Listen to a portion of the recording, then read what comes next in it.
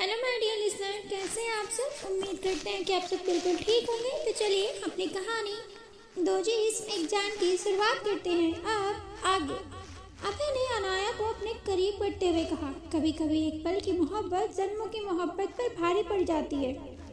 अभय की बात सुन अनिरुद्ध ने अपनी मुट्ठी भींच ली और अनाया को देखते हुए कहा, मेरे साथ एक आखिरी बार डांस करना चाहेंगी। ये कहे अनिरुद्ध ने अपना हाथ आगे बढ़ा दिया। अनाया ने अनिरुद्ध पर एक नज़र डाली और अभय को देखते हुए कहा, can you dance with me dear husband. Aniruddh अपनी लाल आंखों से अनाया को देख रहा था। सभी की नजरें अनिरुद्ध के खाली हाथों पर थी। तभी एक आवाज़ आई, कैन आई। ये कोई और नहीं लाइना थी। ये कह लाइना ने अपने हाथों को अनिरुद्ध के हाथों पर रख दिया। लाइना और अनिरुद्ध एक दूसरे के साथ डांस के लिए खड़े तो थे, लेकिन उनकी निगाहें किसी और पर थी। तभी वहाँ कनक आई और कहा, क्या तमाशा लगा रखा है आप लोगों ने यहाँ। भाई आप इन लोगों को पार्टी में बुलाने की क्या जरूरत थी। हाँ बताइए, फालतू का ग्लीच हो रहा है। ये लोग पागल हो गए हैं और हमें भी पागल कर देंगे। हम ओबरॉय हैं। इससे पहले कनक कुछ कहती तभी राजवीर ने कहा, एक ही बात को कितनी बार बताओगे कि आप ओबरॉय हो। अगर इतनी ही शौक है ओबरॉय ओबरॉय करने का, नेम प्लेट बनवा के अपने गले में कुत्ते के पट्टे की तरह डाल लो। ऐसे बार बार एक ही बात भौंकना नहीं पड़ेगा। कनक ने अपनी मुट्ठी बीच दांत पीसते हुए कहा, तुम्हारी इतनी औकात नहीं कि मैं तुम्हारे मुंह लगूं। तभी राजवीर ने कहा, ओ रियली, मेरी औकात नहीं है। मेरी औकात तुमने अभी देखी कहाँ है। इससे पहले राजवीर कुछ और कहता तभी अनिरुद्ध ने कहा, just shut up both of you. यहाँ पार्टी चल रही है और आप दोनों इसे जंग का मैदान बनाने पर आ गए हैं।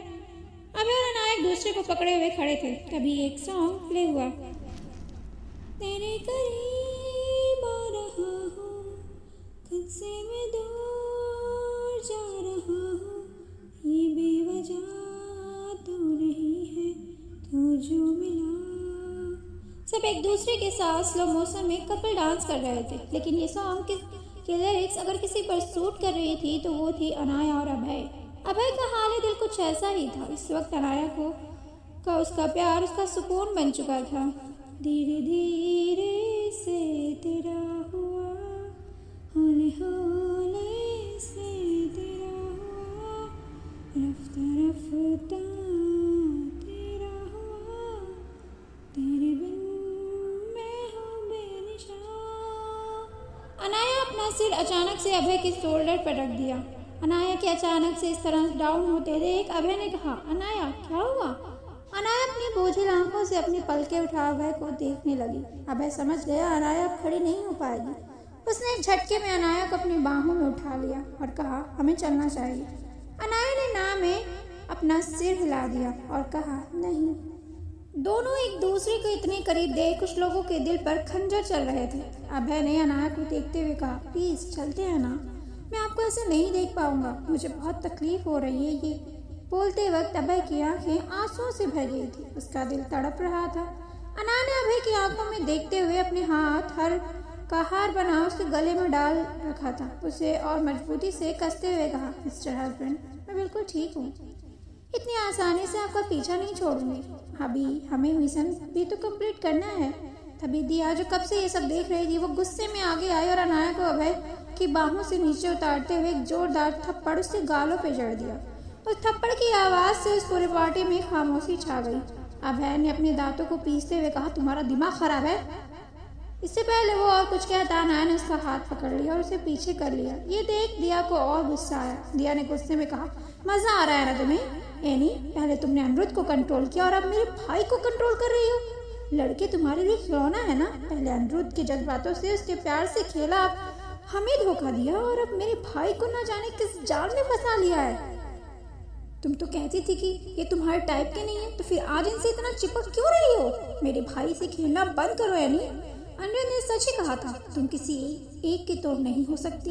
ये सुन अभय जो ज्वालामुखी की तरह गर्म हो चुका था। उसने गुस्से में चीखते हुए अपना हाथ उठा दिया, लेकिन दूसरे ही पल उसने अपने हाथों को रोक लिया क्योंकि अनाया उसके सीने से जा लगी और अपने हाथों को कस के उसके चारों तरफ जकड़ लिया। अभय एकदम से फ्रीज हो गया। अनाया ने किसी छोटे बच्चे की तरह अपना सिर उठाया और ना में अपना सिर हिलाते हुए धीरे से कहा, नो प्लीज नो। उसकी आंखों में सैलाब था, ऐसा दर्द, ऐसा नशा कि किसी को भी अपना दीवाना बना दे। अभय ने अपनी आंखें बंद करते हुए एक झटके में उसे अपनी बाहों में उठा लिया। इससे पहले वो आगे बढ़ता या कुछ कहता तभी अचानक से वहां फायरिंग हुई। फायरिंग से सभी डर गए। अचानक से ये हमला कहां से हुआ? अभय अनाया को अपनी बाहों में लिए हुए एक टेबल के पीछे छुपे हुए उस टेबल के पास बिठाया और कहा, आपको कुछ नहीं होगा, मैं प्रॉमिस करता हूँ, आप यहाँ से बिल्कुल भी नहीं हिलेंगी। अनाया, हिम्मत रखिएगा, आज आपको अपने आप से और इनसे भी लड़ना है। प्लीज प्लीज हार मत मानिएगा, प्लीज प्लीज। इतना क्या अभय ने झटके में अनाया के फॉरहेड को अपने होठों से टच किया और अपने ब्लेजर को उतार अनाया को कवर कर उठते हुए अपने बैग से गन निकाल अपोजिट साइड फायरिंग करने लगा। लेकिन अभय अकेला और बुलेट सामने वाली बिल्डिंग से कंटिन्यू चल रही थी, वो भी काउंटलेस। अभय ने कहा, तुम लोगों ने ये अच्छा नहीं किया। तभी राजवीर और सनी भी अभय के साथ फायरिंग करने लगे। इससे पहले अभय और राजवीर कुछ समझ पाते अचानक से आवाज आई, अपनी अपनी गन नीचे कर दो, रख दो, वरना गोलियां इनके भेजे के आर पार होंगी। अभय और सनी ने जैसे ही ये सुना, तीनों एक साथ पलटे तो उन्होंने देखा कि अनाया, कनक, दिया, लाइना चारों नकाबपोशों के निशाने पर थे।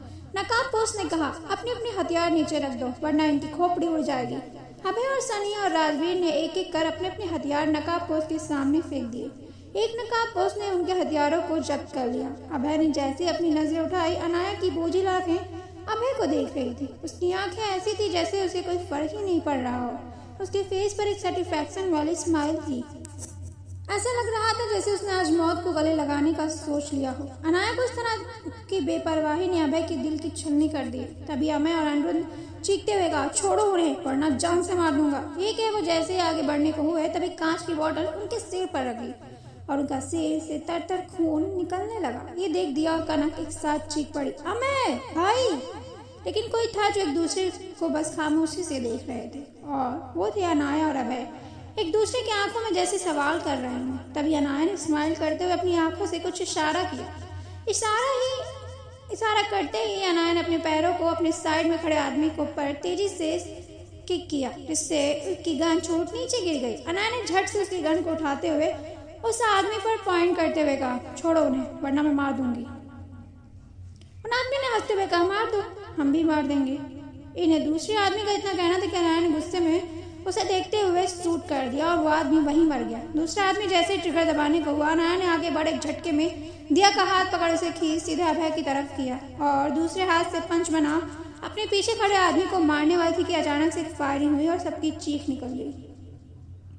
अनिरुद्ध इतना तेज चीखा कि ऐसा लगा जैसे कान के पर्दे फट गए हों। वो गोली कनक के शोल्डर पर लगी थी। अनिरुद्ध जलती आंखों से अनाया को देखते हुए जैसे ही आगे बढ़ा और फायरिंग हुई और आवाज हुई, मिस सिंघानिया, आपकी ये हीरोइन बनने की आदत है, यहाँ अभी लाशों का ढेर लगा देगी, अपनी गन नीचे फेंक दीजिए। इससे पहले मैं आपके सामने लाशों की ढेर बिछा दूं, मेरा निशाना आप हैं। आप अपनी वजह से सबकी जिंदगी दांव पर क्यों लगा रहे हैं? वैसे भी आपने दिया को बचाते बचाते अपने एक्स के सिस्टर को हार्म कर दिया है। तभी अभय ने चीखते हुए कहा, अंशुमन, बंद करो ये पागलपन, मुझसे बदला लेने हैं तो मुझे टारगेट बनाओ, इससे नहीं। वो तो जानती तक नहीं कि आज जो हुआ है वो क्यों हुआ है। तभी वहाँ हंसने की आवाज गूंजी और उस हंसी से पूरा माहौल भयानक हो गया। मिस्टर अभय, तुमने अपनी बीवी को बहुत कम समझ रखा है। वो जानती है कि यहाँ भी जो कुछ हुआ क्यों हुआ, और वो ये भी जानती है कि मैं कौन हूँ, और ये भी जानती है कि मैंने ऐसा क्यों किया और मेरा निशाना वो क्यों है। उस आदमी जिसका नाम अंशुमन था, उसका जवाब सुना अभय सवाल भरी नजरों से अनाया को देख रहा था। अनाया ने स्माइल करते हुए कहा, अंशुमन, अब तो सामने आ सकते हो, तुम आखिर ये खेल खत्म हुआ। अंशुमन जैसे ही वो सुना उसने कहा, अपने सामने देखो एजेंट। अनाया ने जैसे सामने देखा, चेयर पर हैंडसम गेरुआ रंग, लंबे बाल, ब्लैक शर्ट और जींस पहने एक आदमी अपने हाथों में गन लिए हुए उसे देखकर मुस्कुरा रहा था। अभय ने कहा, तुम्हारी हिम्मत कैसे ये कह वो जैसे आगे बढ़ने को हुआ, तभी बाहर एक तेज धमाका हुआ जिसकी वजह से पूरी बिल्डिंग हिल गई। अंशुमन ने कहा, मिस्टर चिल, मुझे नॉर्मल समझने की गलती कभी मत करना। तभी अनाया ने कहा, अंशुमन, मैंने पहले भी कहा, तुम्हारा बाप उसी लायक था, उसने ही तुम्हारी माँ को मारा था, हमने नहीं। और जो रेप हुआ था वो भी उसी ने किया था। कानून उसके हाथ बिक गए थे, लेकिन अभय सिंह सूर्यवंशी ने जो किया था वो बिल्कुल सही था। अगर इनकी जगह मैं होती तो मैं आपको भी उसी वक्त जान से मार देती। जानते हैं क्यों? क्योंकि आपने एक रेपिस्ट को बचाने की कोशिश की थी। तभी अंशुमन ने चीखते हुए कहा, चुप। एकदम चुप। मैंने रेपिस्ट को नहीं बचाया था, मैंने रेपिस्ट को नहीं बचाया था। मैंने अपनी माँ को बचाने के लिए उस जल्लाद को बचाया था, लेकिन तुम्हारे इस पति ने मेरी माँ को सारा सबूत दे उन्हें सच बता दिया और मेरी माँ ये सब झेल नहीं पाई और उन्होंने खुद को फांसी लगा ली। क्या मिला तुम्हें एक गुनहगार को सजा देने के लिए? तुमने एक मासूम की जान ले ली। क्या गलती थी मेरी माँ की? उन्होंने उस जल्लाद से प्यार किया था या यूँ कहूँ कि उन्होंने किसी पर आंखें बंद करके भरोसा किया था। बस तुम्हारी वजह से आज मेरी माँ मेरे साथ नहीं है।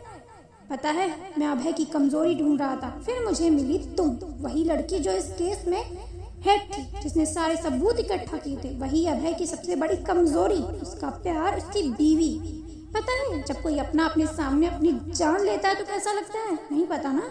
मैं बताता हूँ। ये कह वो चेयर से उठा और अभय के पास जा उसके फॉरहेड पर गन रखते हुए कहा, अनाया गन उठाओ और खुद को शूट करो, वरना मैं इसे मार दूंगा।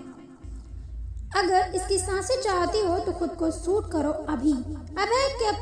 अभय ने अपने दांत पीसते हुए कहा, अपनी हद में आ रहा अंशुमन। तुम्हारे बाप की गलती थी कि उसने तुम्हारी माँ को धोखा दिया। अपनी माँ को धोखे में रखकर तुम कुछ दिन ही उन्हें अपने पास रख सकते थे। जब उन्हें सच पता और ये पता चलता कि तुम भी ये सच जानते थे, वो तुमसे भी नफरत करती और शायद जो उन्होंने तुम्हारे लिए अपना छोड़ा वो नहीं छोड़ती। अंशुमन ने कहा, अपनी बकवास बंद करो।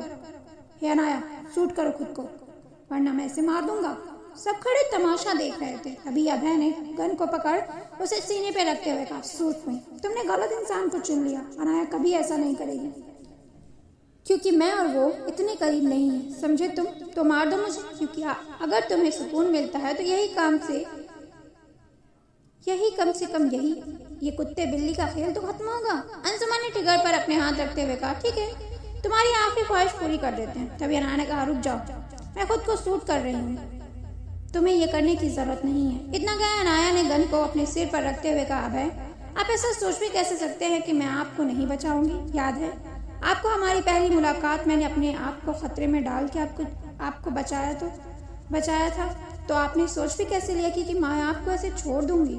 तभी अभय ने कहा, अनाया कि क्या बेवकूफ़ी है, आप ऐसा कुछ नहीं करेंगे, आप जानती हैं हमारे बीच। तभी अनाया ने कहा, हमारे बीच क्या? हमारे बीच जो भी है सच है ना, कोई झूठ नहीं, ना कोई दिखावा, ना कोई सट, सब कुछ सही है। आप बहुत अच्छे लाइफ पार्टनर हैं। ठीक है अंशुमन, वादा करो मेरे ऐसा करने से तुम सभी को सही सलामत जाने दोगे? अंशुमन ने कहा, हाँ मैं जाने दूंगा। वैसे भी किसी अपने को अपनी आंखों के सामने मरता हुआ देख, फिर वो जिंदा रहे या मरे, कोई फर्क नहीं पड़ता। अनाया ने लंबी सांस ली और ट्रिगर पर जैसे अपनी उंगली रखी, अभय ने चीखते हुए कहा, just stop it damn it. अगर तुमने ऐसा किया तो अपनी जान दे दूंगा। Anaya can not live without you. रुक जाओ प्लीज, नो।